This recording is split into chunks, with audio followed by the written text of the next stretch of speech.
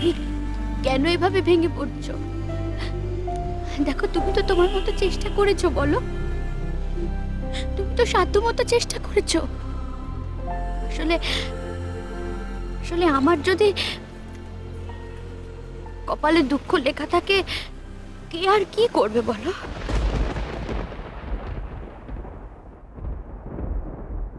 কি জানো তো, সবটাই নিয়তি, সবটা নিয়তি।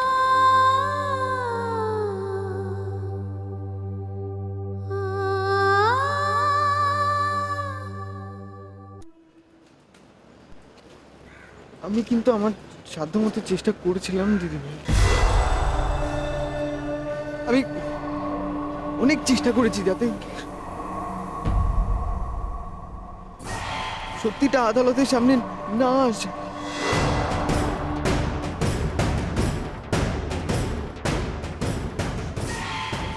কিন্তু কেউ আমায় জেরা করে করে এমন জেরবার করে দিয়েছে যে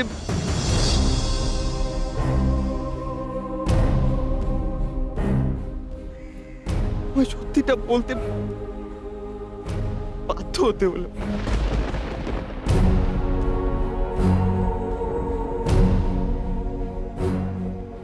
আরেকটা সত্যি কথা কি জানো,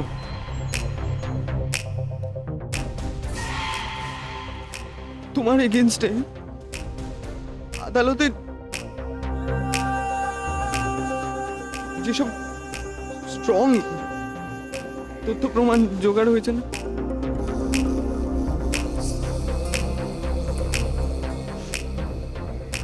পুরো তদন্তটা আরো আরো আরো কঠিন হয়ে গেছে।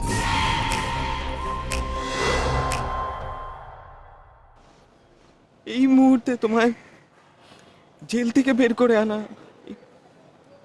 অতটা সহজ হবে না।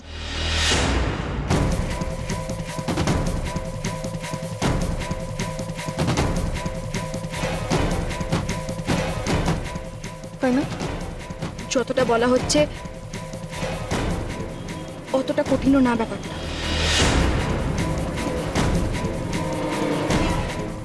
আর সেটা আমি প্রমাণ করেই ছাড়ব।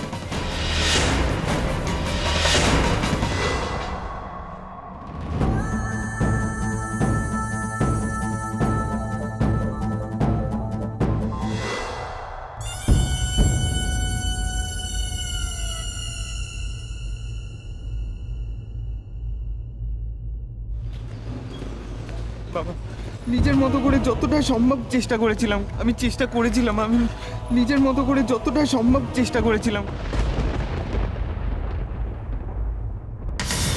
পারিনি বাবা, আমি দিদিভাইকে ফেরাতে পারিনি।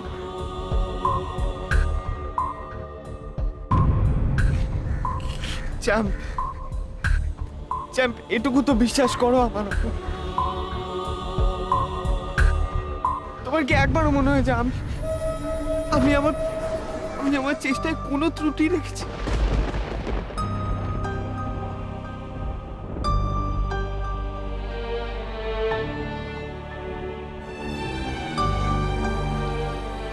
চলুন, দেরি হয়ে যাচ্ছে, গাড়িতে চলুন।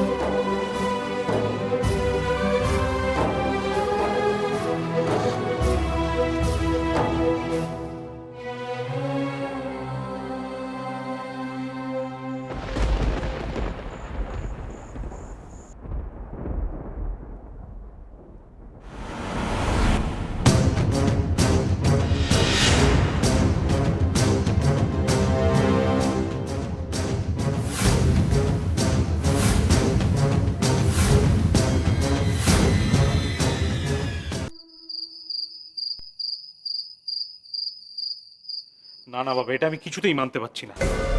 আপনি থাকতে এটা কি করে হয় বলুন তো? আজকে কোর্টে আমাদের বাড়ি থেকে কেউ না যাওয়াটা শুধুমাত্র ভুলই নয়, ভয়ঙ্কর একটা অন্যায় হয়েছে। এই কথাটাই আমি কতবার করে বলেছিলাম রে দেবেশ। তা কেউ আমার কথা কানে তুললে তো? আচ্ছা দেখ, শত হলেও মেজ বউ খুন হয়েছিল বলেই তো আজকে কোর্টে মামলাটা উঠেছে। সেখানে আমাদের বাড়ির বউ খুন হয়েছে বলে কোর্টে মামলা উঠলো, আর আমাদের বাড়ির কেউই কোর্টে গেল না। এ কেমন কথা বলতে কিনে? হ্যাঁ,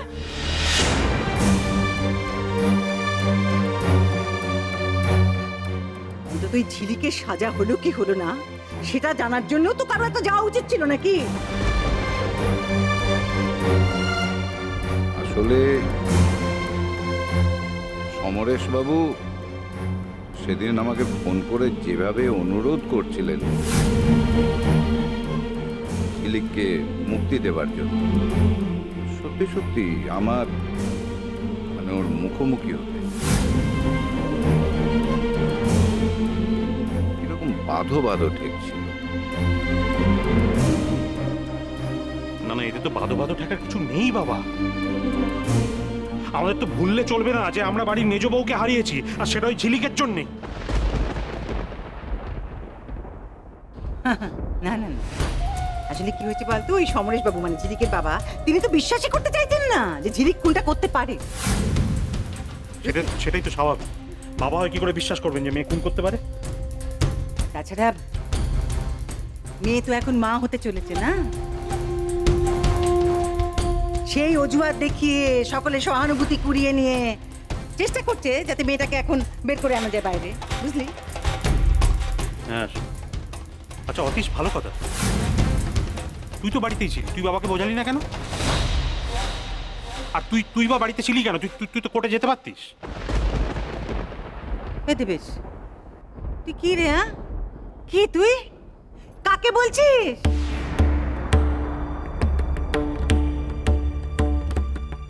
থাকাও যা না থাকাও যা। এভাবে ব্যাপারটাকে হালকা করো না তো পিছুমণি। ব্যাপারটা এত হালকা নয়, আমাদের বুঝতে হবে যে আমরা শুধুমাত্র প্রতিভাকে হারাইনি, এই বাড়ির ঐতিহ্য, ওই অষ্টধাতুর মূর্তি, সেটাও চুরি গেছে, আর সেটাও এই কেসের সঙ্গে জড়িত। আমারই ব্যাড লাগ, আমারই এই সময় বাইরে একটা কেস পড়ে গেল, নাহলে তো আমিই যেতাম। কিন্তু তুই কি করছিলি বলতো? বাড়িতে থেকেও গেলি না। আমার মনে হয়নি আমার যাওয়াটা অতটা গুরুত্বপূর্ণতে আমি যাইনি। এটাকে তোমরা ভুল বলে ভুল, অন্যায় বললে অন্যায়।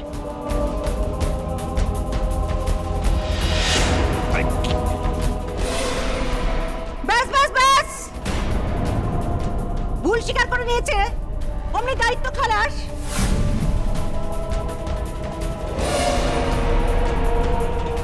এই, কত সহজে কর্তব্য এড়িয়ে যেতে পারিস রে?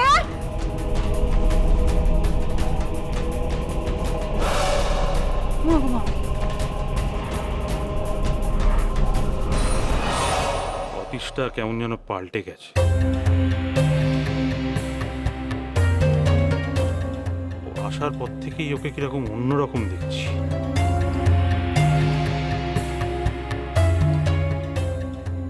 এই অতীশকে আমি ঠিক চিনতে পারছি না।